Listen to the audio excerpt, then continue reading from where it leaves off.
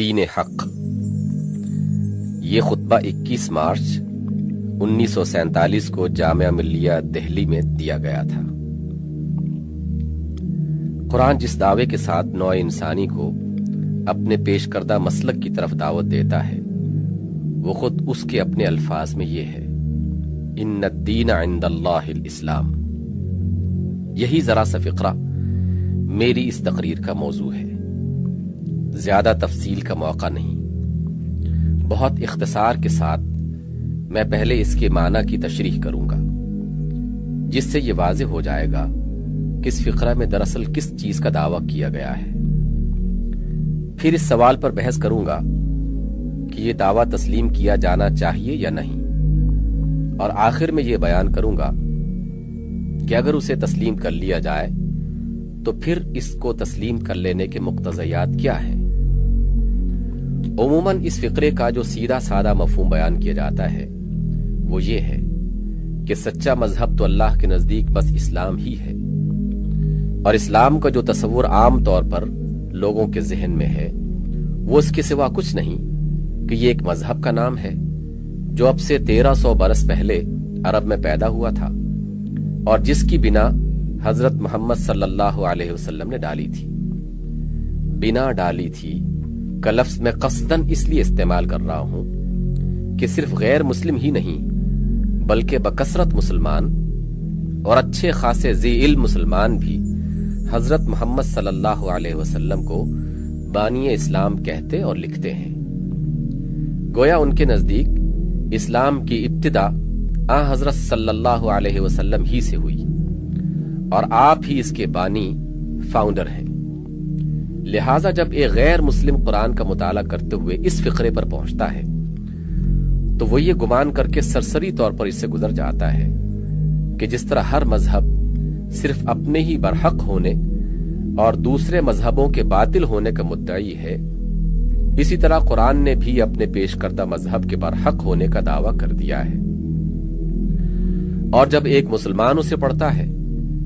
تو اس وجہ سے اس پر غور کرنے کی کوئی خاص ضرورت محسوس نہیں کرتا کہ جس مذہب کو اس فقرے میں برحق کہا گیا ہے اسے وہ خود بھی برحق مانتا ہے، یا اگر غور و فکر کے لیے اس کے ذہن میں کوئی تحریک پیدا ہوتی بھی ہے تو وہ بالعموم یہ رخ اختیار کر لیتی ہے کہ عیسائیت، ہندو مت، بدھ مت اور ایسے ہی دوسرے مذاہب سے اسلام کا مقابلہ کر کے اس کی حقانیت ثابت کی جائے۔ لیکن در حقیقت قرآن میں یہ مقام ایسا ہے جس پر ایک سنجیدہ طالب علم کو ٹھہر کر بہت غور کرنا چاہیے، اس سے زیادہ غور کرنا چاہیے جتنا اب تک اس پر کیا گیا ہے۔ قرآن کے اس دعوے کو سمجھنے کے لیے سب سے پہلے ہمیں الدین اور الاسلام کا مفہوم متعین کر لینا چاہیے۔ الدین کا مفہوم عربی زبان میں لفظ دین کئی معنوں میں استعمال ہوتا ہے۔ اس کا ایک معنی غلبہ اور استیلاء کے ہیں، دوسرے معنی اطاعت اور غلامی کے، تیسرا معنی جزا اور بدلہ کے، چوتھا معنی طریقہ اور مسلک کے۔ یہاں یہ لفظ اسی چوتھے معنی میں استعمال ہوا ہے، یعنی دین سے مراد وہ طریق زندگی یا طرز فکر و عمل ہے جس کی پیروی کی جائے، لیکن یہ خیال رہے کہ قرآن محض دین نہیں کہہ رہا بلکہ الدین کہہ رہا ہے۔ اس کے معنی میں وہی فرق واقع ہو جاتا ہے جو انگریزی زبان میں دس از اے وے آف لائف کہنے کے بجائے دس از دا وے آف لائف کہنے سے واقع ہوتا ہے۔ یعنی قرآن کا دعویٰ یہ نہیں ہے کہ اللہ کے نزدیک اسلام ایک طریق زندگی ہے، بلکہ اس کا دعویٰ یہ ہے کہ اسلام ہی ایک حقیقی اور صحیح طریق زندگی یا طرز فکر و عمل ہے۔ پھر یہ ذہن نشین رہے کہ قرآن اس لفظ کو کسی محدود معنی میں استعمال نہیں کرتا بلکہ وسیع ترین معنی میں استعمال کرتا ہے۔ طریق زندگی سے اس کی مراد زندگی کے کسی خاص پہلو یا کسی خاص شعبے کا طریق نہیں بلکہ پوری زندگی کا طریق ہے۔ الگ الگ ایک ایک شخص کی انفرادی زندگی ہی کا طریق نہیں بلکہ بحیثیت مجموعی سوسائٹی کا طریق بھی ہے۔ ایک خاص ملک یا ایک خاص قوم یا ایک خاص زمانہ کی زندگی کا طریق نہیں بلکہ تمام زمانوں میں انسانوں کی انفرادی اور اجتماعی زندگی کا طریق ہے۔ لہٰذا قرآن کے دعوے کا مفہوم یہ نہیں کہ اللہ کے نزدیک پوجا پاٹ اور عالم بالا کے اعتقاد اور حیات بعد الممات کے تصور کا ایک ہی صحیح مجموعہ ہے جس کا نام اسلام ہے۔ نہ اس کا مفہوم یہ ہے کہ افراد کے مذہبی طرز خیال و عمل، جیسا کہ لفظ مذہبی کا مفہوم آج کل کی مغربی اصطلاح میں لیا جاتا ہے، کہ ایک صحیح صورت وہی ہے جسے اسلام سے تعبیر کیا گیا ہے۔ نہ اس کا مفہوم یہ ہے کہ عرب کے لوگوں یا فلاں صدی تک کے انسانوں یا فلاں دور مثلا صنعتی انقلاب سے پہلے تک کے آدمیوں کے لیے ایک صحیح نظام زندگی وہی ہے جس کو اسلام سے موسوم کیا گیا ہے، بلکہ صریح طور پر اس کا دعویٰ یہ ہے کہ ہر زمانے اور ہر دور میں پوری نوع انسانی کے لیے یہ زمین پر زندگی بسر کرنے کا ایک ہی ڈھنگ اللہ کے نزدیک صحیح ہے، اور وہ ڈھنگ وہی ہے جس کا نام الاسلام ہے۔ مجھے یہ سن کر بڑا تعجب ہوا کہ ایشیا اور یورپ کے درمیان کسی مقام پر قرآن کی کوئی نئی تفسیر کی گئی ہے جس کے روح سے دین کا مفہوم صرف بندے اور خدا کے انفرادی تعلق تک محدود ہے، اور تمدن و ریاست کے نظام سے اس کا کوئی علاقہ نہیں۔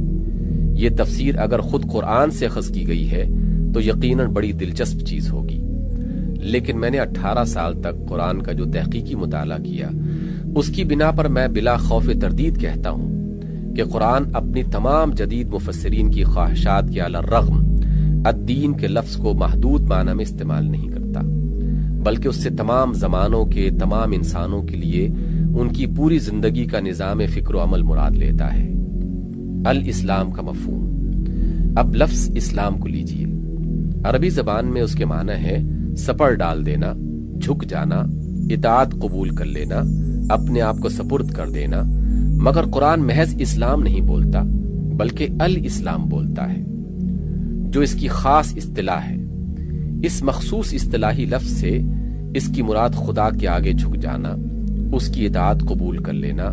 اس کے مقابلے میں اپنی آزادی سے دستبردار ہو جانا اور اپنے آپ کو اس کے حوالے کر دینا ہے۔ اس کی تسلیم و اطاعت اور سپردگی و حوالگی کے معنی یہ نہیں کہ قانون طبیعت لا آف نیچر کے آگے سپر ڈال دی جائے، جیسا کہ بعض لوگوں نے اس کا مفہوم قرار دینے کی کوشش کی ہے۔ نہ اس کے معنی یہ ہے کہ انسان اپنے تخیل یا اپنے مشاہدات و تجربات سے خدا کی مرضی اور اس کی منشا کا جو تصور بطور خود اخذ کرے اس کی اطاعت کرنے لگے، جیسا کہ کچھ اور لوگوں نے غلطی سے سمجھ لیا ہے، بلکہ اس کے معنی یہ ہے کہ خدا نے خود اپنے رسولوں کے ذریعے سے انسان کے لیے جس طریقے فکر و عمل کی طرف رہنمائی کی ہے اس کو وہ قبول کر لے اور اپنی آزادی فکر و عمل یا بالفاظ صحیح تر آوارگی فکر و عمل چھوڑ کر اس کی پیروی و اطاعت اختیار کر لے۔ اسی چیز کو قرآن الاسلام کے لفظ سے تعبیر کرتا ہے۔ یہ در حقیقت کوئی جدید العہد مذہب نہیں جس کی بنا اب سے 1363 برس پہلے عرب میں محمد صلی اللہ علیہ وسلم نے ڈالی ہو، بلکہ جس روز پہلی مرتبہ اس کرۂ زمین پر اسلام کا ظہور ہوا، اسی روز خدا نے انسان کو بتا دیا تھا کہ تیرے لیے صرف یہ الاسلام ہی ایک صحیح طرز عمل ہے۔ اس کے بعد دنیا کے مختلف گوشوں میں وقتاً فوقتاً جو بھی پیغمبر آئے خدا کی طرف سے انسانوں کی رہنمائی کے لیے وہ مامور ہوئے تھے، ان سب کی دعوت بھی بلا استثناء اسی الاسلام کی طرف رہی، جس کی طرف بالآخر محمد صلی اللہ علیہ وسلم نے دنیا کو دعوت دی۔ یہ اور بات ہے کہ موسیٰ علیہ السلام کے پیرووں نے بعد میں بہت سی مختلف چیزوں کی آمیزش کر کے ایک نظام یہودیت کے نام سے، اور مسیح علیہ السلام کے پیرووں نے ایک دوسرا نظام مسیحیت کے نام سے، اور اسی طرح ہندوستان، ایران، چین اور دوسرے ممالک کے پیغمبروں کی امتوں نے مختلف مخلوط و مرکب نظامات دوسرے ناموں سے بنا لیے ہوں، لیکن موسیٰ اور مسیح اور دوسرے تمام معروف و غیر معروف انبیاء علیہم السلام جس دین کی دعوت دینے آئے تھے وہ خالص اسلام کا تھا، نہ کہ کچھ اور۔ قرآن کا دعویٰ کیا ہے؟ اس تشریح کے بعد قرآن کا دعویٰ بالکل صاف اور واضح طور پر ہمارے سامنے آ جاتا ہے۔ نوع انسان کے لیے خدا کے نزدیک صرف یہی ایک صحیح طریقے زندگی ہے کہ وہ خدا کے آگے سر تسلیم خم کر دے اور فکر و عمل کی اس راہ پہ چلے جس کی طرف خدا نے اپنے پیغمبروں کے ذریعے سے رہنمائی کی ہے۔ یہ ہے قرآن کا دعویٰ۔ اب ہمیں تحقیق کرنا چاہیے کہ آیا یہ دعویٰ قبول کیا جانا چاہیے؟ خود قرآن نے اپنے اس دعوے کی تائید میں جو دلائل قائم کیے ہیں ان پر تو ہم غور کریں گے ہی، مگر کیوں نہ اس سے پہلے خود اپنی جگہ تلاش و تجسس کر کے یہ دریافت کر لیں کہ آیا ہمارے لیے اس دعوے کو قبول کرنے کے سوا کوئی اور چارہ کار بھی ہے؟ طریقے زندگی کی ضرورت۔ یہ ظاہر ہے کہ دنیا میں انسان کو زندگی بسر کرنے کے لیے بہرحال ایک طریقے زندگی درکار ہے جسے وہ اختیار کرے۔ انسان دریا نہیں ہے جس کا راستہ زمین کے نشیب و فراز سے خود معین ہو جاتا ہے۔ انسان درخت نہیں ہے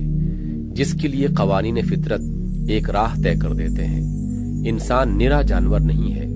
جس کی رہنمائی کے لیے تنہا جبلت ہی کافی ہو جاتی ہے۔ اپنی زندگی کے ایک بڑے حصے میں قوانین طبیعت کا محکوم ہونے کے باوجود انسان زندگی کے بہت سے ایسے پہلو رکھتا ہے جن میں اسے کوئی لگا بندھا راستہ نہیں ملتا کہ حیوانات کی طرح بے اختیار اس پر چلتا رہے، بلکہ اس کو اپنے انتخاب سے خود ایک راہ اختیار کرنی پڑتی ہے۔ اس کو فکر کی ایک راہ چاہیے جس پر وہ اپنے اور کائنات کے ان بہت سے مسائل کو حل کرے جنہیں فطرت اس کے سوچنے والے دماغ کے سامنے پیش تو کرتی ہے مگر ان کا کوئی حل غیر مشتبہ زبان میں نہیں بتاتی۔ اس کو علم کی ایک راہ چاہیے جس پر وہ ان معلومات کو منظم کرے جنہیں فطرت اس کے حواس کے ذریعے سے اس کے ذہن تک پہنچاتی تو ہے مگر انہیں بطور خود منظم کر کے اس کے حوالے نہیں کر دیتی۔ اس کو شخصی برتاؤ کے لیے ایک راہ چاہیے جس پر اپنی ذات کے بہت سے ان مطالبات کو پورا کرے جن کے لیے فطرت تقاضا تو کرتی ہے مگر انہیں پورا کرنے کا مہذب طریقہ معین کر کے نہیں دیتی۔ اس کو گھر اور زندگی کے لیے، خاندانی تعلقات کے لیے، معاشی معاملات کے لیے، ملکی انتظام کے لیے، بین الاقوامی ربط و تعلق کے لیے اور زندگی کے بہت سے دوسرے پہلوؤں کے لیے ایک راہ درکار ہے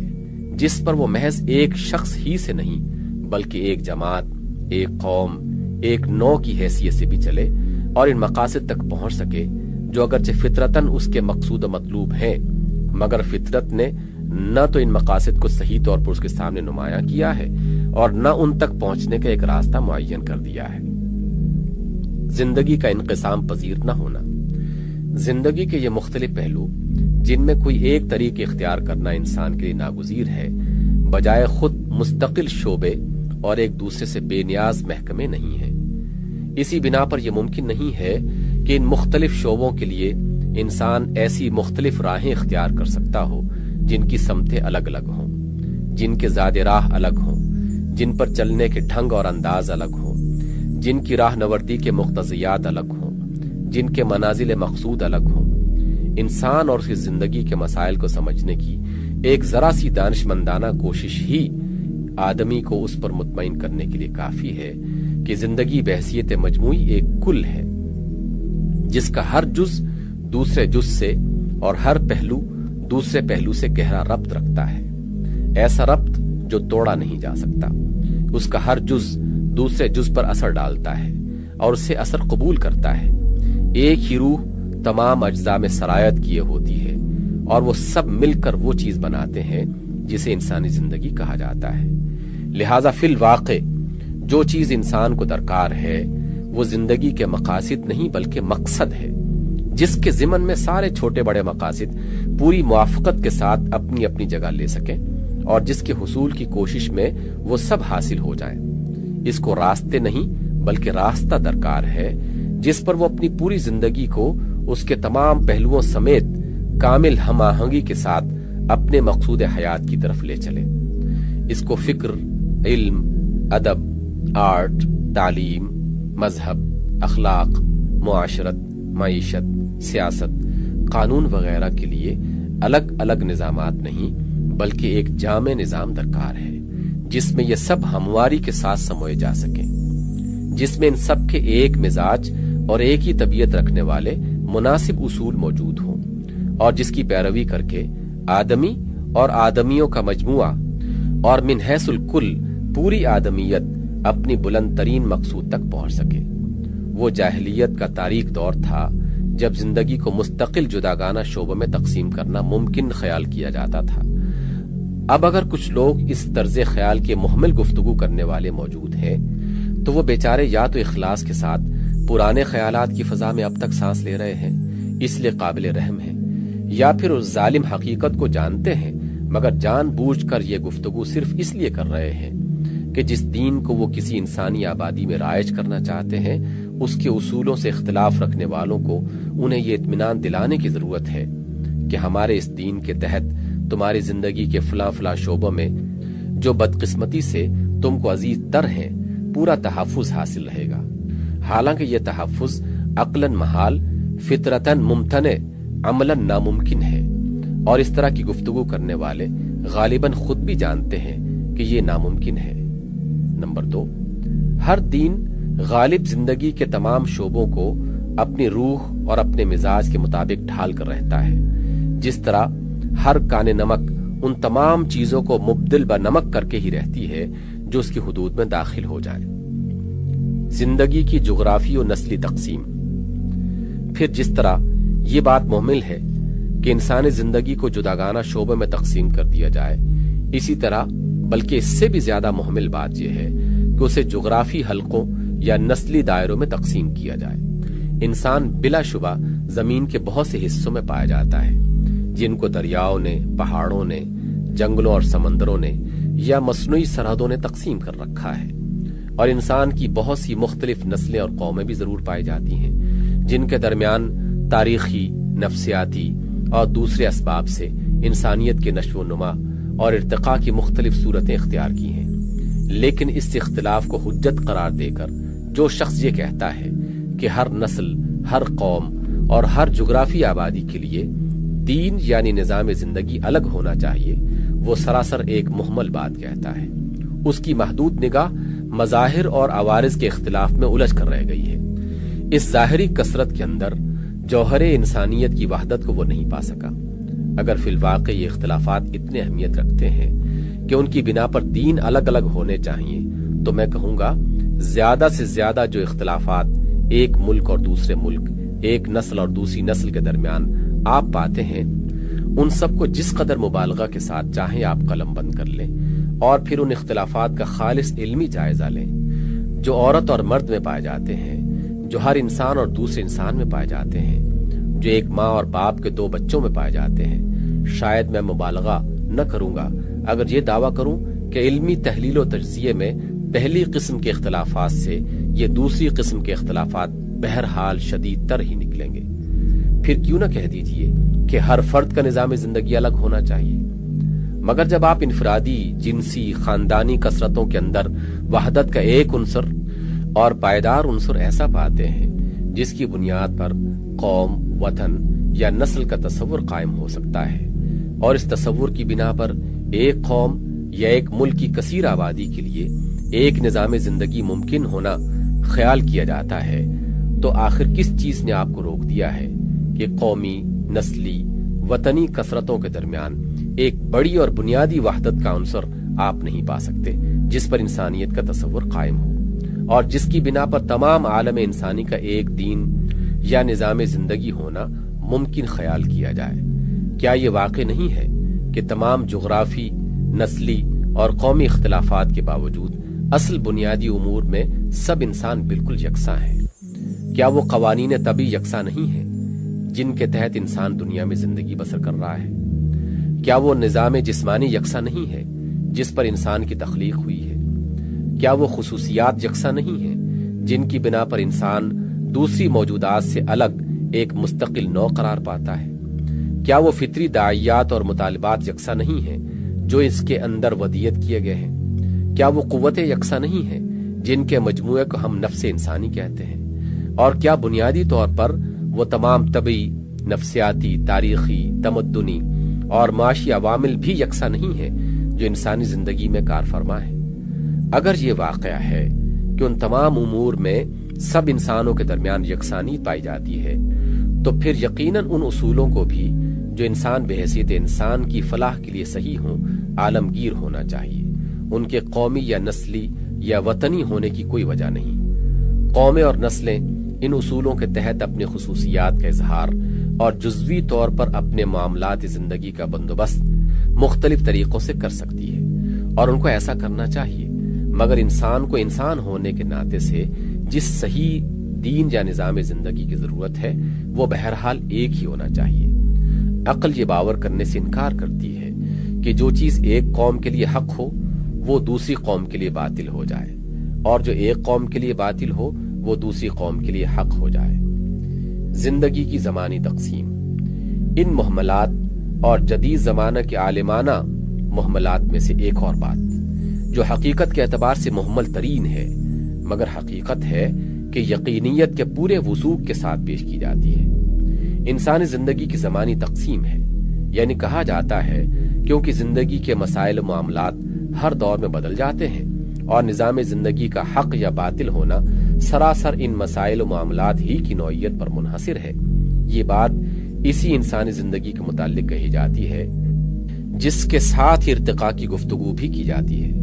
جس کی تاریخ میں کارفرما قوانین بھی تلاش کیے جاتے ہیں، جس کے گزشتہ تجربات سے حال کے لیے سبق اور مستقبل کے لیے احکام بھی مستنبط کیے جاتے ہیں،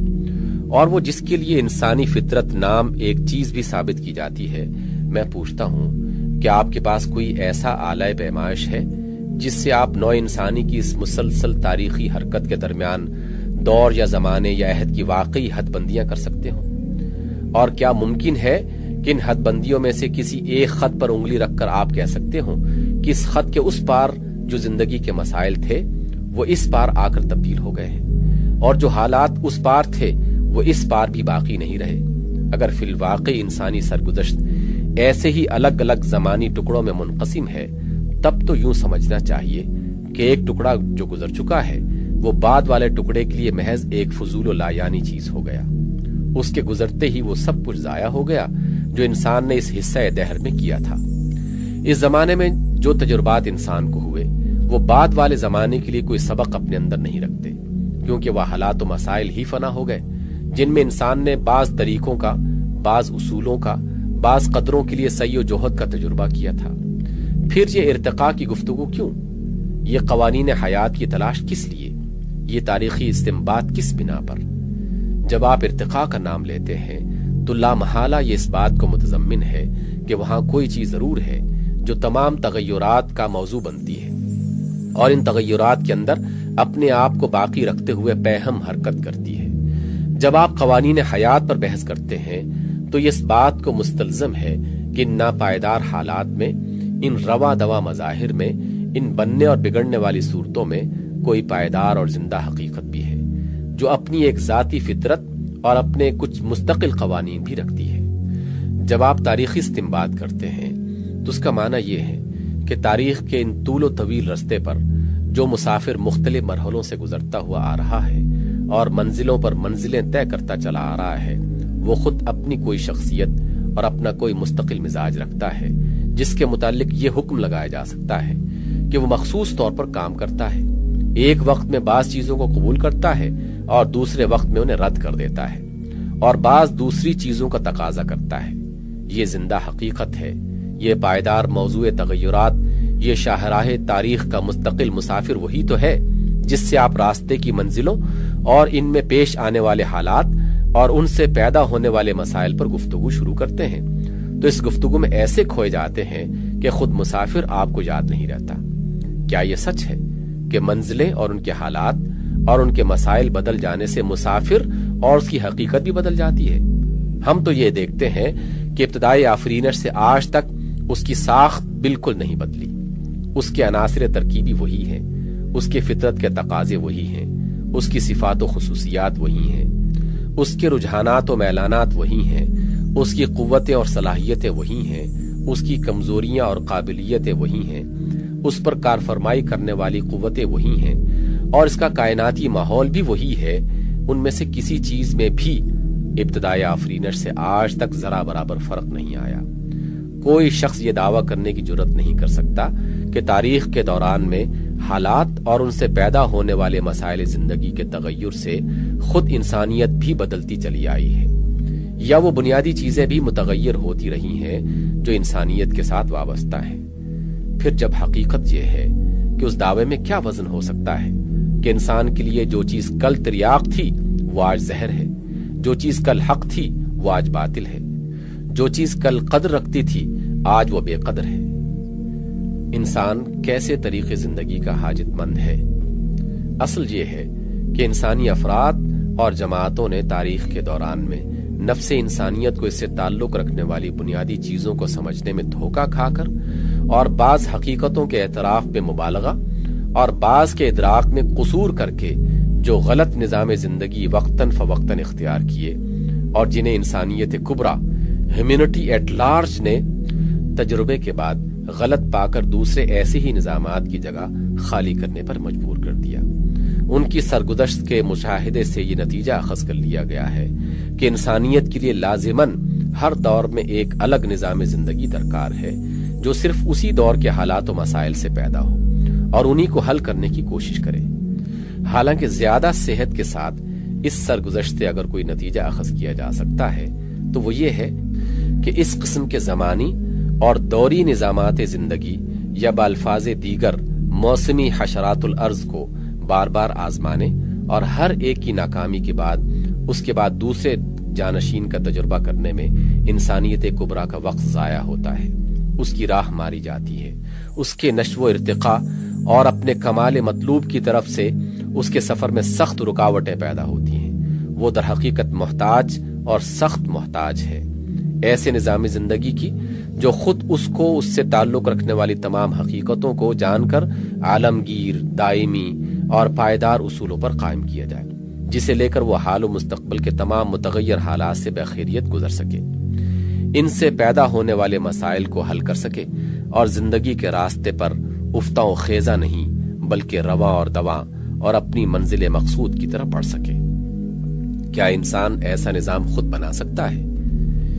یہ ہے اس دین یا طریق زندگی یا نظام زندگی کی نوعیت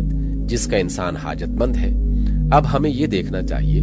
کہ اگر انسان خدا کی مدد سے بے نیاز ہو کر خود اپنے لیے اس نوعیت کا ایک دین بنانا چاہے تو کیا وہ اس کوشش میں کامیاب ہو سکتا ہے؟ میں آپ کے سامنے یہ سوال پیش نہ کروں گا کہ آیا انسان اب تک ایسا دین خود بنانے میں کامیاب ہوا ہے، کیونکہ اس کا جواب تو قطعاً نفی میں ہے۔ خود وہ لوگ بھی جو آج بڑے بلند بانگ دعووں کے ساتھ اپنے اپنے دین پیش کر رہے ہیں اور ان کے لیے ایک دوسرے سے لڑ مر رہے ہیں،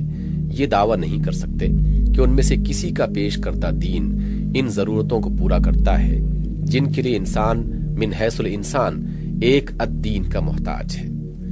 کسی کا دین نسلی و قومی ہے، کسی کا جغرافی، کسی کا طبقاتی اور کسی کا دین پیدا ہی اس دور کے تقاضوں سے ہوا ہے جو ابھی کل ہی گزر چکا ہے۔ رہا وہ دور جو کل آنے والا ہے، اس کے حالات و مسائل کے متعلق کوئی پیشگی نہیں کہا جا سکتا کہ ان میں بھی وہ کام دے سکے گا یا نہیں، کیونکہ جو دور اب گزر رہا ہے ابھی تو اسی کے تاریخی تقاضوں کا جائزہ لینا باقی ہے۔ اس لیے میں سوال یہ نہیں کر رہا کہ انسان ایسا دین بنانے میں کامیاب ہوا ہے یا نہیں، بلکہ یہ میں کہہ رہا ہوں کہ کامیاب ہو سکتا ہے یا نہیں۔ یہ ایک نہایت اہم سوال ہے جس سے سرسری طور پر بحث کرنا مناسب نہیں۔ یہ انسانی زندگی کے فیصلہ کن سوالات میں سے ایک ہے، اس لیے پہلے خوب اچھی طرح سمجھ لیجئے کہ وہ چیز کیا ہے جسے وضع کرنے کا سوال درپیش ہے، اور اس شخص کی قابلیتیں کیا ہیں جس کے متعلق پوچھا جا رہا ہے کہ وہ اس کو وضع کر سکتا ہے یا نہیں۔ الدین کی نوعیت، انسان کے لیے جس الدین کی ضرورت میں نے ابھی ثابت کی ہے، اس سے مراد کوئی ایسا تفصیلی ضابطہ نہیں جس میں ہر زمانے اور ہر قسم کے حالات کے لیے تمام چھوٹے بڑے جزیات تک مرتب ہوں، اور جس کی موجودگی میں انسان کا کام صرف اس کے مطابق عمل کرنا ہو، بلکہ دراصل اس سے مراد ایسے ہماگیر ازلی و ابدی اصول ہے جو تمام حالات میں انسان کی رہنمائی کر سکیں، اس کی فکر و نظر، سعی و جہد اور پیش قدمی کے لیے صحیح رخ متعین کر سکیں، اور اسے غلط تجربات میں وقت اور محنت اور قوت ضائع کرنے سے بچا سکے۔ اس غرض کے لیے سب سے پہلی ضرورت یہ ہے کہ انسان کو اس بات کا علم، قیاس و گمان نہیں بلکہ علم ہو کہ اس کی اور کائنات کی حقیقت کیا ہے اور اس کائنات میں اس کی حیثیت کیا ہے۔ پھر وہ اس بات کے جاننے کا، سمجھ بیٹھنے کا نہیں بلکہ جاننے کا حاجت مند ہے کہ آیا زندگی بس یہی دنیا کی زندگی ہے یا یہ پوری زندگی کا ایک ابتدائی حصہ ہے؟ آیا سفر بس پیدائش سے لے کر موت تک کی مسافت کا ہے یا یہ پورے سفر میں سے محض ایک مرحلہ ہے؟ پھر اس کے لیے ناگزیر ہے کہ ایک ایسا مقصد زندگی اس کے لیے متعین ہو جو حقیقت کے اعتبار سے نہ کہ محض خواہش کی بنا پر واقعی حیات انسانی کا مقصود ہو، جس کے لیے دراصل انسان پیدا کیا گیا ہو، اور جس کے ساتھ ہر فرد، ہر مجموعہ افراد اور بحیثیت کلی تمام انسانیت کے مقاصد تمام زمانوں میں بلا کسی تصادم و مزاحمت کے ہم آہنگ ہو سکے۔ پھر اس کو اخلاق کے ایسے پختہ اور ہماگیر اصولوں کی ضرورت ہے جو اس کی فطرت کے تمام خصوصیات کے ساتھ مناسبت بھی رکھتے ہوں اور تمام ممکن حالات پر نظری اور عملی حیثیت سے منطبق بھی ہو سکتے ہوں، تاکہ وہ انہی اصولوں کی بنیاد پر اپنی سیرت کی تعمیر کر سکے، انہی کی رہنمائی میں سفر زندگی کی ہر منزل میں پیش آنے والے مسائل کو حل کر سکے، اور کبھی اس خطرے میں مبتلا نہ ہو کہ تغیر پذیر حالات و مسائل کے ساتھ اس کے اخلاقی اصول ٹوٹتے اور بنتے چلے جائیں اور وہ محض ایک بے اصولہ اور نرا ابن الوقت بن کے رہ جائے۔ پھر اس کو تمدن کے لیے ایسے جامع اور وسیع اصولوں کی ضرورت ہے جو انسانی اجتماع کی حقیقت و غایت اور اس کے فطری تقاضوں کو سمجھ کر بنائے جائیں، جن میں افراط و تفریط اور بے اعتدالی نہ ہو، جن میں تمام انسانوں کی مجموعی مصلحت ملحوظ رکھی گئی ہو، جن کی پیروی کر کے ہر زمانے میں انسانی زندگی کے ہر پہلو کی تشکیل، تعمیر اور ترقی کے لیے سعی کی جائے۔ پھر اسے شخصی کردار اور اجتماعی رویے اور انفرادی و اجتماعی سعی و عمل کو صحیح سفر کرنے کا پابند اور بے راہ روی سے محفوظ رکھنے کے لیے ایسے جامع حدود کی ضرورت ہے جو شاہراہ زندگی پر نشانات راہ کا کام دے سکے اور ہر موڑ، ہر دوراہے، ہر خطرناک مرحلے پر اسے آگاہ کر دیں کہ تیرا راستہ ادھر نہیں بلکہ ادھر ہے۔ پھر اس کو چند ایسے عملی ضابطوں کی ضرورت ہے جو اپنی نوعیت کے اعتبار سے دائمی اور عالمگیر پیروی کے قابل ہوں اور انسانی زندگی کو اس حقیقت نفس الامری، اس معال زندگی، اس مقصد حیات، ان اصول اخلاق، ان اصول تمدن اور ان حدود عمل سے ہمیشہ وابستہ رکھیں جن کی تعین اس الدین میں کی گئی ہو۔ یہ ہے وہ چیز جسے وضع کرنے کا سوال درپیش ہے۔ اب غور کیجئے، کیا انسان ایسے ذرائع رکھتا ہے جن سے وہ خود اپنے لیے ایک ایسا الدین وضع کر سکے؟ انسانی ذرائع کا جائزہ۔ انسان کے پاس اپنا دین یا طریق زندگی اخذ کرنے کے ذرائع 4 سے زیادہ نہیں ہیں۔ پہلا ذریعہ خواہش ہے، دوسرا ذریعہ عقل ہے، تیسرا ذریعہ مشاہدہ و تجربہ ہے، چوتھا ذریعہ پچھلے تجربات کا تاریخی ریکارڈ ہے۔ غالباً ان کے سوا کسی 5ویں ذریعے کی نشاندہی نہیں کی جا سکتی۔ ان 4 ذرائع کا جتنا ممکن جائزہ لے کے آپ دیکھ سکتے ہوں دیکھیے، کیا یہ الدین کے ایجاد کرنے میں انسان کی مدد کر سکتے ہیں؟ میں نے اپنی عمر کا متعدد حصہ اس کی تخلیق میں صرف کیا ہے اور بالآخر اس نتیجے پر پہنچا ہوں کہ یہ ذرائع الدین کی ایجاد میں تو مدد نہیں دے سکتے، البتہ اگر کوئی غیر انسانی رہنما الدین کو پیش کر دے تو اسے سمجھنے، پرکھنے، پہچاننے اور اس کے مطابق زندگی کے تفصیلی نظام کو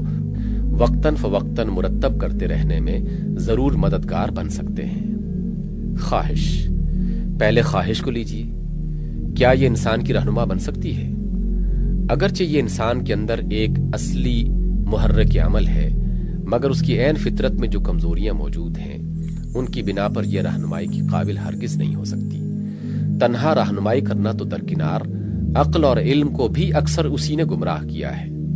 اس کو تربیت سے خواہ کتنا ہی روشن خیال بنا دیا جائے، فیصلہ جب کبھی اس پر چھوڑا جائے گا یہ بلا مبالغہ 99% حالات میں غیر مستقیم فیصلہ کرے گی، کیونکہ اس کے اندر جو تقاضے پائے جاتے ہیں وہ اس کو صحیح فیصلہ کرنے کے بجائے ایسا فیصلہ کرنے پر مجبور کرتے ہیں جس سے مطلوب کسی نہ کسی طرح جلد اور بآسانی حاصل ہو جائے۔ یہ بجائے خود خواہش نفسانی کی طبی کمزوری ہے، لہذا خواہ ایک فرد کی خواہش ہو یا ایک طبقہ کی، یا خواہش عام جنرل ول جس کا روسو نے ذکر کیا ہے، بہرحال کسی قسم کی انسانی خواہش میں بھی فطرتاً یہ صلاحیت نہیں ہے کہ ایک دین کے وضع کرنے میں مددگار بن سکے، بلکہ جہاں تک مسائل عالیہ، الٹیمیٹ پرابلمز، مثلاً حیات انسانی کی حقیقت، اس کے معال اور اس کی غایت کا تعلق ہے، ان کو حل کرنے میں وہ کسی طرح مددگار نہیں ہو سکتی۔ عقل۔ پھر عقل کو لیجئے، اس کی تمام بہترین صلاحیتیں مسلم، انسانی زندگی میں اس کی اہمیت بھی ناقابل انکار، اور یہ بھی تسلیم کہ انسان کے اندر یہ بہت بڑی رہنما طاقت ہے، لیکن قطع نظر اس سوال کے کہ انسان کے لیے الدین کس کی عقل وضع کرے گی، زید کی، بکر کی، تمام انسانوں کی، یا انسانوں کے کسی خاص گروہ کی، اس زمانے کے لوگوں کی، یا کسی پچھلے زمانے کے لوگوں کی، یا آئندہ آنے والوں کی؟ سوال صرف یہ ہے کہ بجائے خود عقل انسانی کے حدود کا جائزہ لینے کے بعد کیا آپ کہہ سکتے ہیں کہ الدین کے وضع کرنے میں اس پر اعتماد کیا جا سکتا ہے؟ اس کے تمام فیصلے منحصر ہیں اس مواد پر جو حواس اس کو فراہم کر کے دیں۔ وہ غلط مواد فراہم کر کے دیں گے تو یہ غلط فیصلہ کر دے گی، اور جن امور میں وہ کوئی مواد فراہم کر کے ہی نہ دیں ان میں اگر یہ خود شناس ہے تو کوئی فیصلہ نہ کرے گی، اور اگر برخود غلط ہے تو اندھیرے میں چوبائی تیر چلاتی رہے گی۔ یہ محدودیتیں جس بیچاری عقل کے ساتھ لگی ہوئی ہیں، وہ آخر کس طرح اس کی اہل ہو سکتی ہے کہ نوع انسانی کے لیے الدین بنانے کی تکلیف اسے دی جائے؟ الدین بنانے کا انحصار جن مسائل عالیہ کے حل پر ہے ان میں حواس سرے سے کوئی مواد فراہم کرتے ہی نہیں ہیں۔ پھر کیا عقل سے امید کی جا سکتی ہے کہ وہ ناقص مواد پر صحیح اور کامل قدریں متعین کرے گی؟ اسی طرح الدین کے جو دوسرے اجزائے ترکیبی میں نے بیان کیے ہیں ان میں سے کسی ایک کے جز کے لیے بھی حواس سے بالکل صحیح اور مکمل مواد حاصل نہیں ہو سکتا جس کی بنا پر عقل ایک جامع اور مکمل نظام بنا سکے۔ اور اس پر مزید یہ کہ عقل کے ساتھ خواہش کا عنصر مستقل طور پر لگا ہوا ہے جو اسے ٹھیٹھ عقلی فیصلہ دینے سے روکتا ہے، اس کی راست تروی کو کچھ ٹیڑھ کی طرف مائل کر کے ہی چھوڑتا ہے۔ لہٰذا اگر یہ فرض کر لیا جائے کہ عقل انسانی حواس کے فراہم کردہ مواد کی ترتیب اور اس سے استدلال کرنے میں کوئی غلطی نہ کرے گی، تب بھی اپنی کمزوریوں کی بنا پر وہ اتنا بل بوتا نہیں رکھتی کہ اتنے بڑے کام کا بوجھ اس پر ڈالا جا سکے۔ یہ بوجھ اس پر ڈالنا اس پر بھی ظلم کرنا ہے اور خود اپنے آپ پر بھی۔ سائنس۔ اب تیسرے ذریعے کو لیجیے، یعنی وہ علم جو مشاہدات و تجربات سے حاصل ہوتا ہے۔ میں اس علم کی قدر و قیمت کا اعتراف کرنے میں کسی طالب علم سے پیچھے نہیں ہوں اور نہ ذرا برابر اس کی تحقیق کرنا پسند کرتا ہوں، لیکن اس کی محدودیتوں کو نظر انداز کر کے اسے وہ وسعت دینا جو فی الواقع اسے حاصل نہیں ہے، میرے نزدیک بے علمی ہے۔ علم انسانی کی حقیقت پر جس شخص کی بھی نظر ہوگی وہ اس بات کو ماننے سے انکار نہ کرے گا کہ جہاں تک مسائل عالیہ کا تعلق ہے ان کی تہ تک اس کی رسائی محال ہے، کیونکہ انسان کو وہ ذرائع حاصل ہی نہیں ہے جن سے وہ اس تک پہنچ سکے۔ نہ وہ اس کا براہ راست مشاہدہ کر سکتا ہے اور نہ مشاہدہ و تجربے کے تحت آنے والی اشیاء سے استدلال کر کے اس کے متعلق ایسی رائے قائم کر سکتا ہے جس پر علم کا اطلاق ہو سکتا ہو۔ لہٰذا الدین وضع کرنے کے لیے جن مسائل کا حل معلوم کرنا سب سے پہلی ناگزیر ضرورت ہے وہ تو علم کی دسترس سے باہر ہی ہیں۔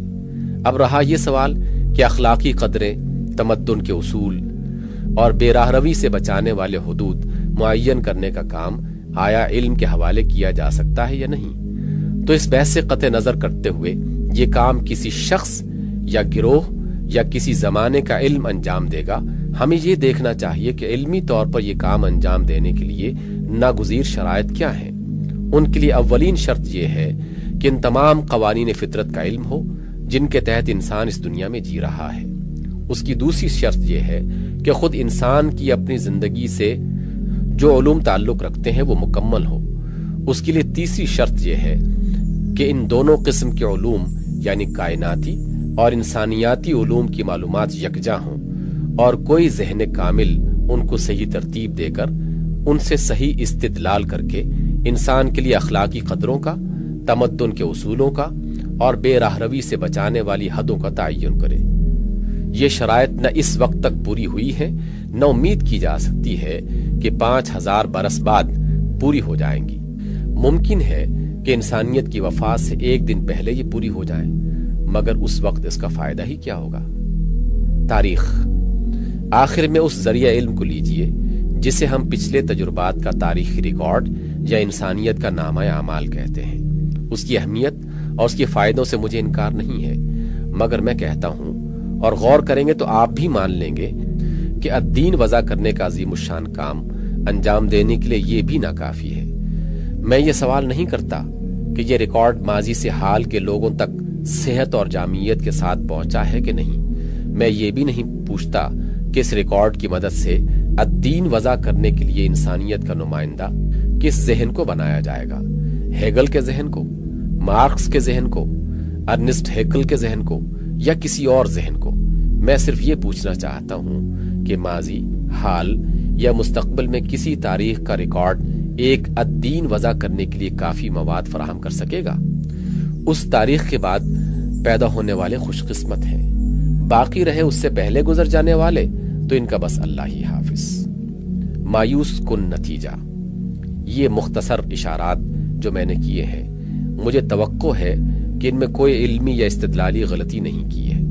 اور اگر انسان کے ذرائع کا یہ جائزہ جو میں نے لیا ہے صحیح ہے تو پھر ہمیں کوئی چیز اس یقین تک پہنچنے سے باز نہیں رکھ سکتی کہ انسان اپنے لیے کوئی کچا پکا، غلط سلط، وقتی اور مقامی دین تو وضع کر سکتا ہے، لیکن وہ چاہے کہ الدین وضع کر لے تو یہ قطعی محال ہے۔ پہلے بھی محال تھا، آج بھی محال ہے، اور آئندہ کے لیے بھی اس کے امکان سے پوری مایوسی ہے۔ اب اگر کوئی خدا رہنمائی کے لیے موجود نہیں ہے، جیسا کہ منکرین خدا کا خیال ہے، تو انسان کے لیے مناسب یہ ہے کہ خودکشی کر لے۔ جس مسافر کے لیے نہ کوئی رہنما موجود ہو اور نہ جس کے اپنے پاس راستہ معلوم کرنے کے ذرائع موجود ہوں، ان کے لیے یاس اور کامل یاس کے سوا کوئی مقدر نہیں۔ اس کا کوئی ہمدرد اس کے سوا اور کیا مشورہ دے سکتا ہے کہ سرے راہ ایک پتھر سے اپنی مشکل آسان کر لے؟ اور اگر خدا ہے لیکن رہنمائی کرنے والا خدا نہیں ہے، جیسا کہ بعض فلسفیانہ اور سائنٹیفک طرز کے مثبتین خدا کا گمان ہے، تو یہ اور بھی افسوسناک صورتحال ہے۔ جس خدا نے موجودات عالم کی بقا و نشو و نما کے لیے ہر اس چیز کی فراہمی کا انتظام کیا ہے جس کی ضرورت کا تصور کیا جا سکتا ہے، لیکن ایک نہیں کیا تو صرف انسان کی اس سب سے بڑی ضرورت کا انتظام جس کے بغیر پوری نو کی زندگی غلط ہوئی جاتی ہے۔ اس کی بنائی ہوئی دنیا میں رہنا ایک مصیبت ہے، ایک ایسی مصیبت جس سے بڑھ کر کسی دوسری مصیبت کا تصور ممکن نہیں۔ آپ غریبوں اور مفلسوں، بیماروں اور زخمیوں، مظلوموں اور دکھی جنتاؤں کی مصیبت پر کیا روتے ہیں؟ روئیے اس پوری نو کی مصیبت پر جو اس بیچارگی کے عالم میں چھوڑ دی گئی ہے کہ بار بار غلط تجربہ کر کے ناکام ہوتی ہے، ٹھوکریں کھا کر گرتی ہے، پھر اٹھ چلتی ہے تاکہ پھر ٹھوکر کھائے۔ ہر ٹھوکر پر ملک کے ملک اور قوموں کی قومیں تباہ ہوتی چلی جاتی ہیں۔ اس غریب کو اپنے مقصد زندگی تک کی خبر نہیں ہے، کچھ نہیں جانتی کہ کاہے کے لیے سعی و عمل کرے اور کس ڈھنگ پر چلے۔ یہ سب کچھ وہ خدا دیکھ رہا ہے جو اسے زمین پر وجود میں لایا ہے، مگر وہ بس پیدا کرنے سے مطلب رکھتا ہے، رہنمائی کی پرواہ نہیں کرتا۔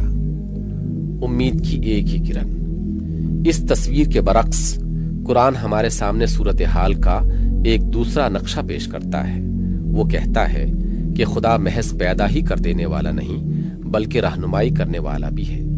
اس نے موجودات عالم میں سے ہر چیز کو وہ ہدایت بخشی ہے جو اس کی فطرت کے لحاظ سے اس کی ضروری ہے۔ الذی اعطی کل شیء خلقہ ثم ہدی۔ اگر اس کا ثبوت چاہو تو جس چیونٹی، جس مکھی، جس مکڑی کو چاہو پکڑ کے دیکھ لو۔ جو خدا ان مخلوقات کی رہنمائی کر رہا ہے وہی خدا انسان کی بھی رہنمائی کرنے والا ہے۔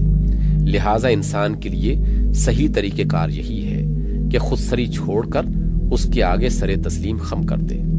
اور جس جامع اور مکمل نظام زندگی یا الدین کی ہدایت اس نے اپنے پیغمبروں کے ذریعے سے بھیجی ہے اس کی پیروی اختیار کر لے۔ دیکھیے، ایک طرف تو وہ نتیجہ ہے جو انسان کی قوتوں اور اس کے ذرائع کا بے لاگ جائزہ لینے سے ہم کو حاصل ہوتا ہے، اور دوسری طرف قرآن کا یہ دعویٰ ہے۔ ہمارے لیے اس کے سوا کوئی چارہ کار نہیں ہے کہ یا تو اس دعوے کو قبول کر لیں یا پھر اپنے آپ کو مایوسی اور اس مایوسی کے حوالے کر دیں جس کے اندھیرے میں کہیں برائے نام بھی امید کی کوئی کرن نظر نہیں آتی۔ دراصل صورتحال یہ ہے ہی نہیں کہ الدین حاصل ہونے کے دو وسیلے موجود ہوں اور سوال یہ ہو کہ ہم ان میں سے کس وسیلے سے مدد لیں۔ اصلی صورتحال یہ ہے کہ الدین جس وسیلے سے ہم کو مل سکتا ہے وہ صرف ایک ہے، اور انتخاب کا سوال صرف اس امر میں ہے کہ آیا ہم اس تنہا وسیلے سے مدد لیں یا اس کی دستگیری کا فائدہ اٹھانے کے بجائے تاریکی میں بھٹکتے پھرنے کو ترجیح دیں۔ قرآن کے دلائل۔ یہاں تک جو استدلال میں نے کیا ہے وہ تو ہم کو محض اس حد تک پہنچتا ہے کہ ہماری فلاح کے لیے قرآن کے اس دعوے کو قبول کیے بغیر کوئی چارے کار نہیں ہے،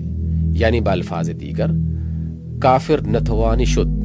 ناچار مسلمان شو، کافر بننے کی سکت نہیں ہے، مجبوراً مسلمان ہی بن گیا۔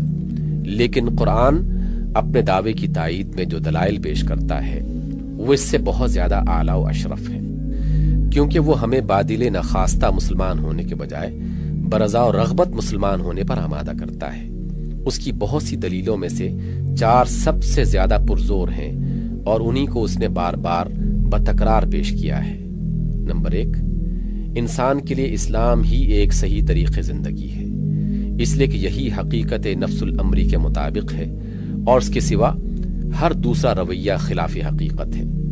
افغیر دین اللہ یبغون وَلَهُ أَسْلَمَ مَنْ فِي السَّمَاوَاتِ وَالْأَرْضِ طَوْعًا وَكَرْهًا وَإِلَيْهِ يُرْجَعُونَ۔ کیا یہ لوگ اللہ کے دین کی سوا کوئی اور دین چاہتے ہیں، حالانکہ وہ سب چیزیں جو آسمانوں میں ہیں اور جو زمین میں ہیں چاروں ناچار اسی کے آگے سر تسلیم خم کیے ہوئے ہیں اور اسی کی طرف انہیں پلٹ کر جانا ہے۔ نمبر 2، انسان کے لیے یہی ایک صحیح طریقے زندگی ہے کیونکہ یہی حق ہے اور ازرو انصاف اس کے سوا کوئی رویہ صحیح نہیں ہو سکتا۔ ان ربکم اللہ الذی خلق السماوات والارض فی 6 ایام ثم استوى علی العرش یغشی اللیل النہار یطلبہ حثیثا والشمس والقمر والنجوم مسخرات بأمرہ الا لہ الخلق والامر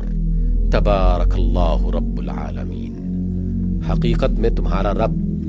مالک و فرماروا تو صرف اللہ ہے، جس نے آسمانوں اور زمین کو 6 دنوں یا دوروں میں پیدا کیا، پھر اپنے تخت سلطنت پر جلوہ گر ہوا، جو دن کو رات کا لباس اڑھاتا ہے اور رات کے تعاقب میں دن تیزی کے ساتھ دوڑتا ہے۔ سورج اور چاند تارے سب کے سب جس کے تابع فرمان ہیں۔ سنو، خلق بھی اسی کی ہے اور امر بھی اسی کا، بڑا برکت والا ہے وہ کائنات کا رب۔ نمبر 3، انسان کے لیے یہی رویہ صحیح ہے کیونکہ تمام حقیقتوں کا صحیح علم صرف خدا ہی کو ہے اور بے خطا ہدایت وہی کر سکتا ہے۔ ان اللہ لا یخفی علیہ شیء فی الارض ولا فی السماء۔ در حقیقت اللہ سے نہ زمین کی کوئی چیز چھپی ہوئی ہے اور نہ آسمان کی۔ یعلم ما بین ایدیہم وما خلفہم ولا یحیطون بشیء من علمہ الا بما شاء۔ جو کچھ لوگوں کے سامنے ہے اسے بھی وہ جانتا ہے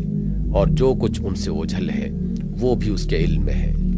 اور لوگ اس کی معلومات میں سے کسی چیز پر حاوی نہیں ہو سکتے بجز ان چیزوں کے جن کا علم وہ خود ان کو دینا چاہے۔ قل ان ھدی اللہ ھو الھدی، اے پیغمبر کہہ دو کہ اصلی ہدایت صرف خدا ہی کی ہدایت ہے۔ نمبر 4، انسان کے لیے یہی ایک راہ راست ہے کیونکہ اس کے بغیر عدل ممکن نہیں۔ اس کے سوا جس راہ پر بھی انسان چلے گا وہ بالآخر ظلم ہی کی طرف جائے گی۔ وَمَن يَتَعَدَّ حُدُودَ اللَّهِ فَقَدْ ظَلَمَ نَفْسَهُ، جو اللہ کی مقرر کردہ حدوں سے تجاوز کرے اس نے اپنے اوپر آپ ظلم کیا۔ وَمَن لَّمْ يَحْكُم بِمَا أَنزَلَ اللَّهُ فَأُولَٰئِكَ هُمُ الظَّالِمُونَ، جو اللہ کی نازل کردہ ہدایت کے مطابق فیصلہ نہیں کرتے وہی ظالم ہیں۔ یہ دلائل ہیں جن کی بنا پر معقول انسان کے لیے لازم ہے کہ وہ اللہ کے آگے سر تسلیم خم کر دے اور ہدایت کے لیے اسی کی طرف رجوع کرے۔ خدائی ہدایت کے پرکھنے کا معیار۔ اب آگے بڑھنے سے پہلے میں ایک سوال کا جواب دینا ضروری سمجھتا ہوں جو لازماً اس مرحلے پر پہنچ کر ہر شخص کے دل میں پیدا ہوتا ہے اور اپنی تحقیق کے دوران میں خود میرے دل میں بھی پیدا ہو چکا ہے۔ وہ سوال یہ ہے کہ کیا ہم ہر اس شخص کی بات مان لیں جو ایک دن ہمارے سامنے اس دعوے کے ساتھ پیش کر دے کہ یہ خدا کی طرف سے ہے؟ اگر ایسا نہیں ہے تو آخر ہمارے پاس وہ کیا معیار ہے جس سے ہم انسانی ساخت کے دین اور خدائی ہدایت کے دین میں فرق کر سکیں؟ اس کا جواب اگرچہ بڑی مفصل تحقیقی بحث چاہتا ہے، مگر میں یہاں مختصر اشاروں میں وہ 4 بڑے معیار بیان کروں گا جو انسانی فکر اور خدائی فکر کو ممیز کرتے ہیں۔ انسانی فکر کی پہلی خصوصیت یہ ہے کہ اس میں علم کی غلطی اور محدودیت کا اثر لازماً پایا جاتا ہے۔ اس کے برعکس خدائی فکر میں غیر محدود علم اور صحیح علم کی شان بالکل نمایاں ہوتی ہے۔ جو چیز خدا کی طرف سے ہوگی اس میں آپ ایسی کوئی چیز نہیں پا سکتے کہ وہ کبھی کسی زمانے میں کسی ثابت شدہ علمی حقیقت کے خلاف ہو، یا جس کے متعلق یہ ثابت کیا جا سکے کہ اس کے مصنف کی نظر سے حقیقت کا فلاں پہلو اوجھل رہ گیا۔ مگر اس معیار تحقیق کو استعمال کرتے ہوئے یہ بات نہ بھول جائیے کہ علم اور علمی قیاس اور نظریہ علمی میں بڑا فرق ہے۔ ایک وقت میں جو علمی قیاسات اور علمی نظریات دماغوں پر چھائے ہوتے ہیں، اکثر غلطی سے ان کو علم سمجھ لیا جاتا ہے، حالانکہ ان کے غلط ہونے کا بھی اتنا ہی امکان ہوتا ہے جتنا ان کے صحیح ہونے کا۔ تاریخ علم میں ایسے بہت کم قیاسات اور نظریات کی نشاندہی کی جا سکتی ہے جو بالآخر علم ثابت ہوئے ہیں۔ انسانی فکر کی دوسری بڑی کمزوری نقطۂ نظر کی تنگی ہے۔ اس کے برخلاف خدائی فکر میں وسیع ترین نقطۂ نظر پایا جاتا ہے۔ جب آپ خدائی فکر سے نکلی ہوئی کسی چیز کو دیکھیں گے تو آپ کو ایسا محسوس ہوگا کہ جیسے اس کا مصنف ازل سے ابد تک دیکھ رہا ہے، پوری کائنات کو دیکھ رہا ہے، تمام حقیقتوں کو بیک نگاہ دیکھ رہا ہے۔ اس کے مقابلے میں بڑے بڑے فلسفی اور مفکر کی فکر بھی ایک بچے کی فکر محسوس ہوگی۔ انسانی فکر کا تیسرا اہم خاصہ یہ ہے کہ اس میں حکمت و دانش جذبات و خواہشات کے ساتھ ساتھ کہیں نہ کہیں ساز باز اور مصلحت کرتی نظر آتی ہے۔ بخلاف اس کے خدائی فکر میں بے لاگ حکمت اور خالص دانش مندی کی شان اتنی نمایاں ہوتی ہے کہ اس کے احکام میں کہیں آپ جذباتی جھکاؤ کی نشاندہی نہیں کر سکتے۔ انسانی فکر کی ایک اور کمزوری یہ ہے کہ جو نظام زندگی وہ خود تصنیف کرے گا اس میں جانبداری، انسان اور انسان کے درمیان غیر عقلی امتیاز اور غیر عقلی بنیادوں پر ہی ترجیح، بعض علی بعض کا عنصر لازماً پایا جائے گا، کیونکہ ہر انسان کی کچھ ذاتی دلچسپیاں ہوتی ہیں جو بعض انسانوں کے ساتھ وابستہ ہوتی ہیں اور بعض کے ساتھ وابستہ نہیں ہوتی۔ بخلاف اس کے خدائی فکر سے نکلا ہوا نظام زندگی ایسے ہر عنصر سے بالکل پاک ہوگا۔ اس معیار پر آپ ہر اس نظام زندگی کو جانچ کر دیکھ لیجئے جو اپنے آپ کو خدا کی طرف سے الدین کہتا ہو۔ اگر وہ انسانی فکر کی ان تمام خصوصیات سے خالی ہو اور پھر جامعیت اور ہماگیری کی وہ شان بھی رکھتا ہو جو اس سے پہلے میں نے الدین کی ضرورت ثابت کرتے ہوئے بیان کی ہے، تو کوئی وجہ نہیں کہ آپ اس پر ایمان لانے میں تأمل کریں۔ ایمان کے تقاضے۔ اب مجھے اپنے خطبے کے بنیادی سوالات میں سے آخری سوال پر کچھ گفتگو کرنی ہے، اور وہ یہ ہے کہ آدمی جب قرآن کے اس دعوے کو تسلیم کر لے اور اس الدین پر ایمان لے آئے جس کے من جانب اللہ ہونے کا اطمینان اسے حاصل ہو گیا ہو، تو اس کو تسلیم کرنے اور ایمان لانے کے مقتضیات کیا ہیں؟ میں ابتدا میں عرض کر چکا ہوں کہ اسلام کے معنی جھک جانے، سپر ڈال دینے اور اپنے آپ کو سپرد کر دینے کے ہیں۔ اس جھکاؤ، سپردگی اور سپر اندازی کے ساتھ خود رائی، خود مختاری اور فکر و عمل کی آزادی ہرگز نہیں نبھ سکتی۔ جس دین پر آپ ایمان لائیں، آپ کو اپنی پوری شخصیت اس کے حوالے کر دینی ہوگی۔ اپنی کسی چیز کو بھی آپ اس کی پیروی سے مستثنا نہیں کر سکتے۔ ایمان کا تقاضا یہ ہے کہ وہ آپ کے دل اور دماغ کا دین ہو، آپ کی آنکھ اور کان کا دین ہو، آپ کے ہاتھ اور پاؤں کا دین ہو، آپ کے پیٹ اور دھڑ کا دین ہو، آپ کے قلم اور زبان کا دین ہو، آپ کے اوقات اور آپ کی محنتوں کا دین ہو، آپ کی سعی اور عمل کا دین ہو، آپ کی محبت اور نفرت کا دین ہو، آپ کی دوستی اور دشمنی کا دین ہو۔ غرض آپ کی شخصیت کا کوئی جز اور کوئی پہلو بھی اس دین سے خارج نہ ہو۔ اپنی کسی چیز کو جتنا اور جس حیثیت سے بھی آپ اس دین کے احاطے سے باہر اور اس کی پیروی سے مستثنا رکھیں گے، سمجھ لیجئے اسی قدر آپ کے دعوی ایمان میں جھوٹ شامل ہے، اور ہر راستی پسند انسان کا فرض ہے کہ اپنی زندگی کو جھوٹ سے پاک رکھنے کی زیادہ سے زیادہ کوشش کرے۔ پھر یہ بھی میں ابتدا میں عرض کر چکا ہوں کہ انسانی زندگی ایک کل ہے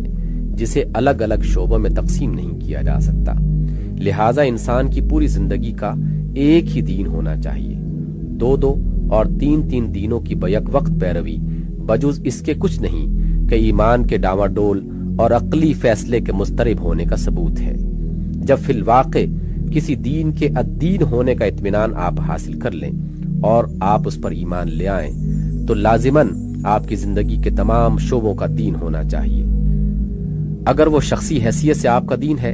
تو کوئی وجہ نہیں کہ وہی آپ کے گھر کا بھی دین ہو، اور وہی آپ کی تربیت اولاد کا، آپ کی تعلیم اور آپ کے مدرسے کا، آپ کے کاروبار اور کسب معاش کا، آپ کی مجلسی زندگی اور قومی طرز عمل کا، آپ کے تمدن اور سیاست کا، اور آپ کے ادب اور آرٹ کا دین بھی نہ ہو۔ جس طرح یہ بات محال ہے کہ ایک ایک موتی اپنی جگہ تو موتی ہو، مگر جب تسبیح کے رشتے میں بہت سے موتی منظم ہوں تو سب مل کر دانہ نخر نہ بن جائیں۔ اسی طرح یہ بات بھی میرے دماغ کو اپیل نہیں کرتی کہ انفرادی حیثیت سے تو ہم ایک دین کے پیرو ہوں، مگر جب اپنی زندگی کو منظم کریں تو اس منظم زندگی کا کوئی پہلو اس دین کی پیروی سے مستثنا رہ جائے۔ ان سب سے بڑھ کر ایمان کا اہم ترین تقاضا یہ ہے کہ جس دین کے الدین ہونے پر آپ ایمان لائیں، اس کی برکتوں سے اسے اپنے ابنائے نو کو بہرمند کرنے کی کوشش کریں، اور آپ کی تمام سعی و جہد کا مرکز و محور یہ ہو کہ یہی الدین تمام دنیا کا دین ہو جائے۔ جس طرح حق کی فطرت یہ ہے کہ وہ غالب ہو کر رہنا چاہتا ہے، اسی طرح حق پرستی کی بھی یہ عین فطرت ہے کہ وہ حق کو جان لینے کے بعد اسے غالب کرنے کی سعی کیے بغیر چین نہیں لے سکتی۔ جو شخص دیکھ رہا ہو کہ باطل ہر طرف زمین اور اس کے باشندوں پر چھایا ہوا ہے، اور پھر یہ منظر اس کے اندر کوئی بے کلی، کوئی چبھن، کوئی تڑپ پیدا نہیں کرتا، اس کے دل میں اگر حق پرستی ہے بھی تو سوئی ہوئی ہے، اسے فکر کرنی چاہیے کہ نیند کا سکوت کہیں موت کے سکوت میں تبدیل نہ ہو جائے۔